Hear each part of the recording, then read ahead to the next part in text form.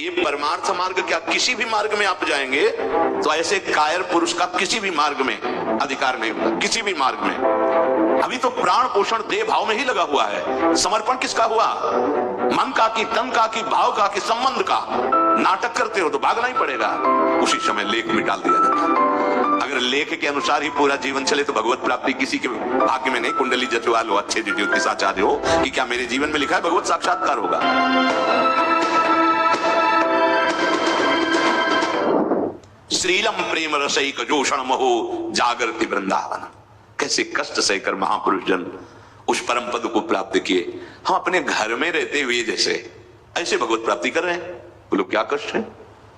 महापुरुषों ने एक एक टुकड़े मांगे हैं जाकर, वो भी 2 दिन 3 दिन में रख लिए। 2 टुकड़े प्राण पोषण के लिए पाले। रात दिन प्रिया प्रीतम की सेवा और भजन में अपने तो श्री जी ऐसा नहीं भरपेट भोजन दे रहे, वस्त्र दे रहे, कैसे सब जरा सी असुविधा प्रतिकूलता नहीं, ऐसा नहीं। ये परमार्थ मार्ग क्या किसी भी मार्ग में आप जाएंगे तो ऐसे कायर पुरुष का किसी भी मार्ग में अधिकार नहीं होता, किसी भी मार्ग में। एक चोर निषिद्ध कार्य करने चोरी के लिए चलता है तो प्राणों की बाजी लगा देता है कि मारा गया तो मर जाऊंगा, अगर अवसर मिला तो लूट के ले आऊंगा। अधर्म आचरण है, नीच आचरण है, उसमें भी वो प्राणों की बलिहारी देने के लिए तैयार है। हम तो सत्य सच्चिदानंद मार्ग में हैं। देखो शरीर छूटेगा, तुम इसे रोक नहीं सकते, तो धाम में छूटे, प्रभु के लिए छूटे, श्यामा श्याम का स्मरण करते छूटे। इतने कमजोर क्यों बन रहे हो? शरीर को लेकर के भाग क्यों रहे हो? सुविधाओं की मांग क्यों कर रहे हो? जब समर्पित है तो हमारे प्रभु सर्वज्ञ हैं, सर्वशक्तिमान हैं, किसी को भी प्रेरणा कर देंगे या स्वयं आ जाएंगे किसी रूप में। और ना आ जाए तो हम इस व्यवस्था के लिए थोड़ी हैं, चलो हमें बुलाओ, तुम आओ या हमें बुलाओ, हमें आपका सानिध्य चाहिए, हमें व्यवस्था नहीं चाहिए। तुम्हारी गरज हो तो करो। और हम तो अज्ञान के कारण ऐसी बात सोचते हैं। नहीं, मां पहले से व्यवस्था रखती है। वो कवल तभी पाएगी जब अपने बच्चे को पला के देख लेगी पूरा तृप्त है, तब वो पाएगी। तो एक वात्सल्य में इतनी बड़ी ताकत है, तो वात्सल्य समुद्र प्रभु वो हमारी व्यवस्था नहीं करेंगे? कैसा अज्ञान भरा हुआ किसी व्यक्ति के हृदय में अगर ऐसी बात है तो अभी आश्रय नहीं लिया, शरणागत नहीं हुआ।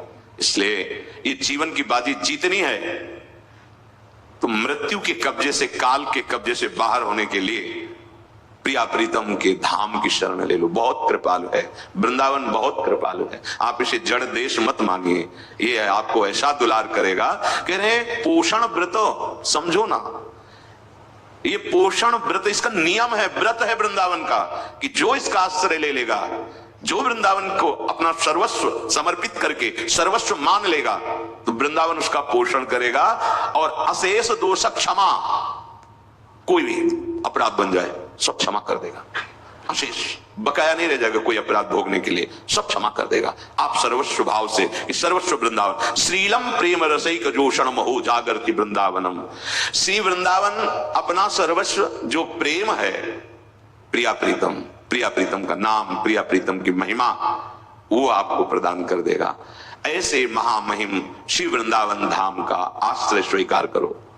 राग द्वेषाद्यनर्थम जहि जहि, बड़ी महिमा की बात है, समझना। हमारे हृदय को जो बांधे हुए है ना बंधने पर भी, उसका नाम राग है। राग बोले बंधे हो कीर मरकट के नहीं। जैसे रस्सी में, पंखा में जैसे पोला होता है, बांस को घुमाते रहो ऐसे घूमता है, ऐसे डाल दिया रस्सी में और उस पे दाना चुगा लगा दिया चिपकने वाले पदार्थ से। अब जैसे तोता आया, वो पकड़ा तो घूम गया, वजन पड़ती हुई ऊपर टिका नहीं, घूम गया। अब उसको भ्रम हो गया मुझे किसी ने पकड़ लिया। अब वो और कस के पकड़ लेता है। अगर वो छोड़ दे तो मुक्त है, पर वो छोड़ नहीं पाता, वो और पकड़ लेता है। और ऐसा उसको आभास होता मैं बंधा हुआ हूं, और जो शिकारी होता है पकड़ लेता है। ऐसे ही मरकट की नाई, बंदर, वो छोड़ दे अंदर से यदि खाद्य पदार्थ तो वो मुक्त है, पर उसको लगता है किसी ने पकड़ लिया। वो जो किसी ने पकड़ लिया लगता है, उसका नाम है राग।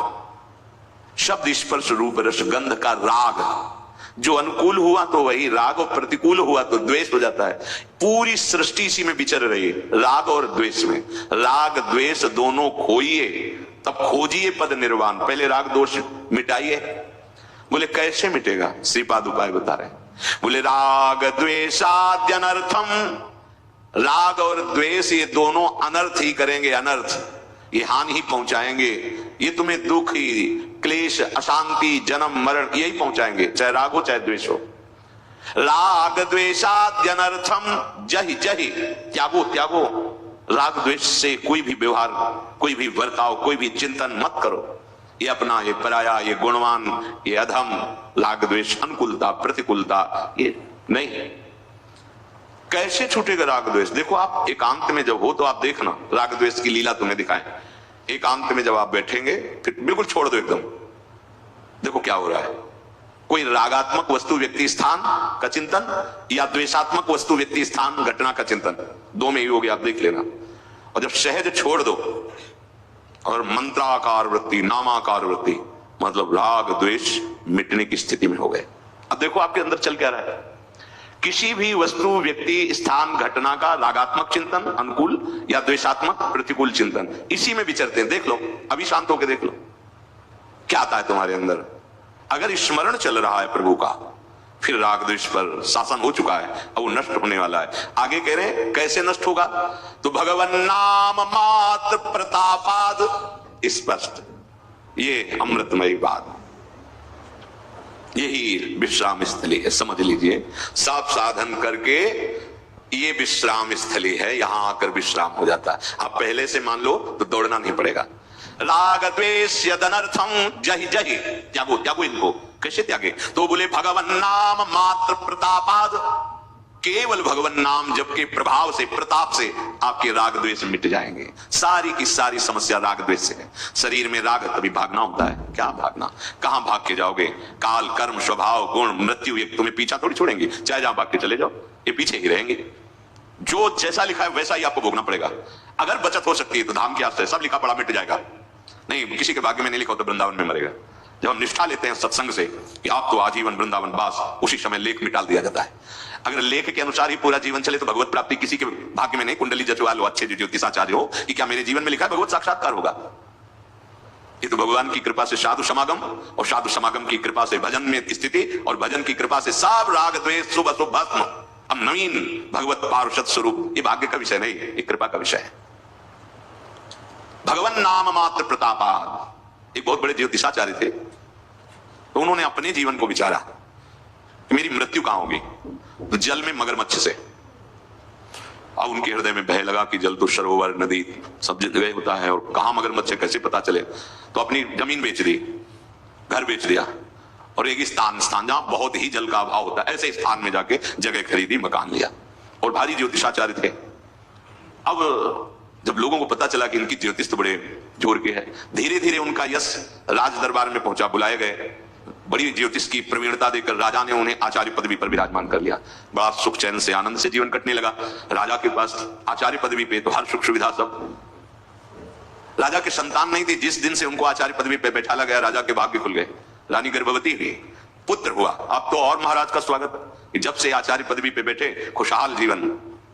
12 वर्ष में कुंभ पड़ता है, 6 वर्ष में अर्ध कुंभी पड़ती, 12 वर्ष में कुंभ पड़ा, योग माघ अंतर्गत, तीर्थराज प्रयाग। उन्होंने ब्राह्मणों से कहा कि हमारी इच्छा है कि संगम में स्नान करके और संत महात्माओं की सेवा और ब्राह्मणों को दान, गौदान, अन्नदान, स्वर्णदान ये सब करें। अन्य ब्राह्मणों ने कहा महाराज ये तो आपके स्वभाव और सामर्थ्य के अनुकूल ही है, हम बिल्कुल राजी हैं।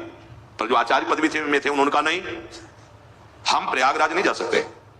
उनका क्यों नहीं जा सकते, आप हमारे आचार्य हैं। उनका नहीं जा सकते, हम नहीं जाएंगे।